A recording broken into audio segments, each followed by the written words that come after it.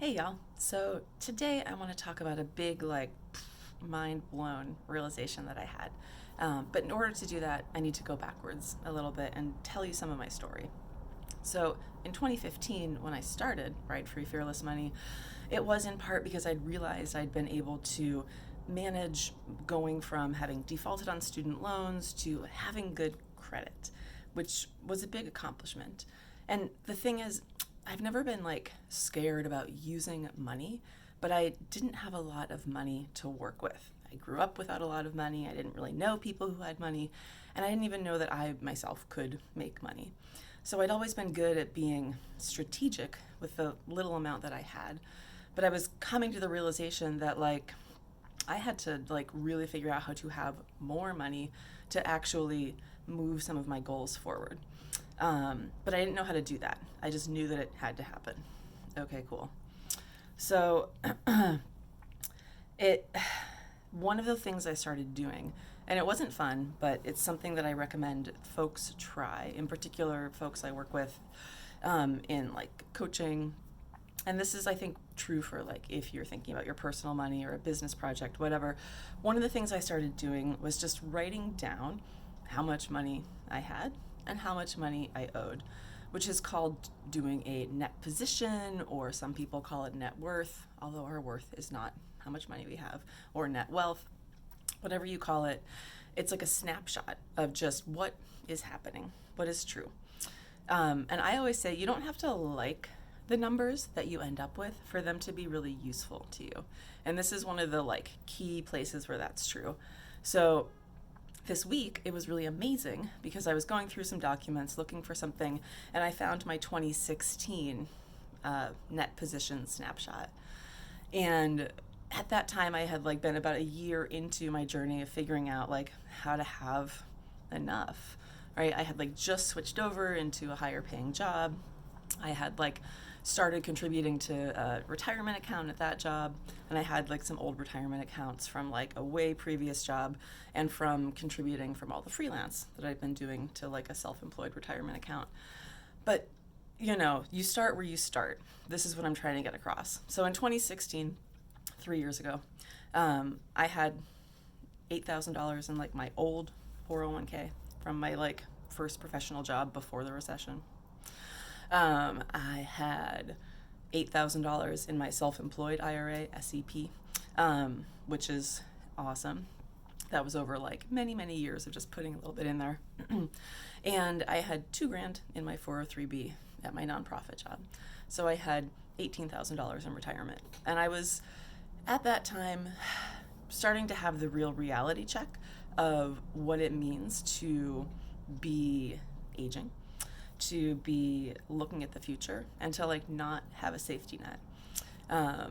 I was watching my mom retire, which she's done now, without really any savings or money. My family doesn't have money to be passing down, so she didn't get anything, and I'm sure not going to. So I was really coming up against the reality that I was all right, this 18 grand doesn't feel like enough, but it is where I am, right? What can I do to change that? So in doing this net snapshot, I didn't love that number. Look, I was it feels nervous. I don't feel like I have enough.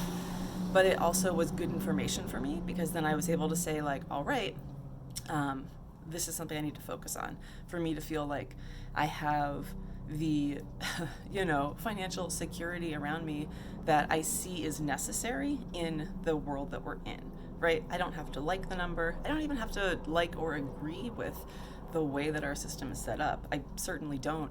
However, strategically, as a woman, as a queer person, as someone from a working class background, this is what I need to work on next in order to ensure that I'm taking care of myself, and I'm able to not just take care of myself, but do the things that I want to in the world, which is sharing money back out, sharing resources, sharing time back out. I need to create some more stability around me, right? And that's the value of doing this kind of snapshot, right? You take the information, you look at it, and you say, okay, what am I going to work on next?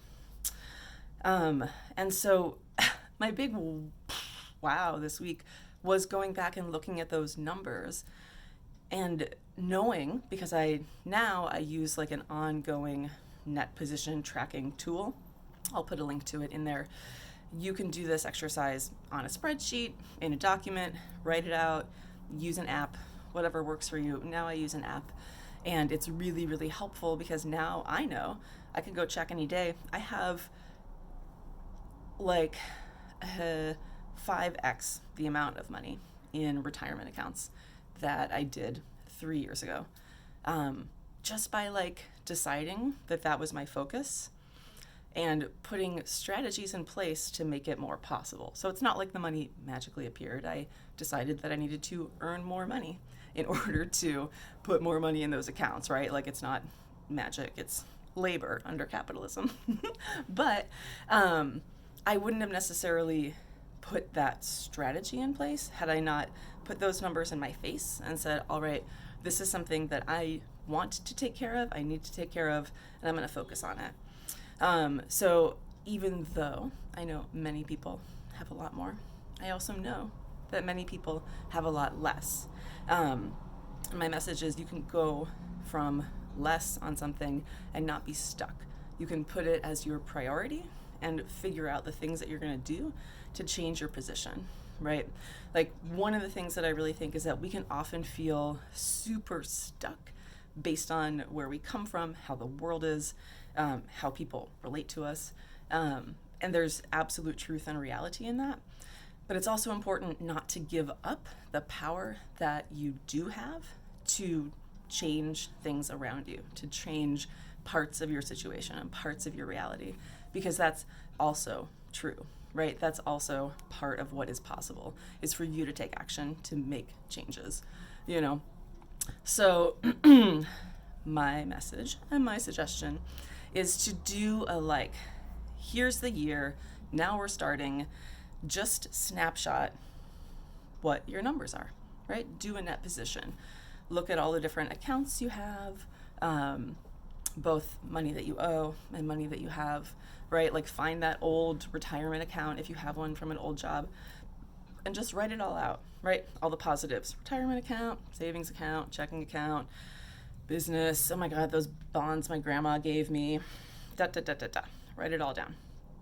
Okay, money that you owe, student loan, even if it's scary, look at it, or loans, right? Car loan, mortgage, money that you lent to someone that you're planning on paying back, negative, and then just add it all up. The positives are positive, the negatives are negative.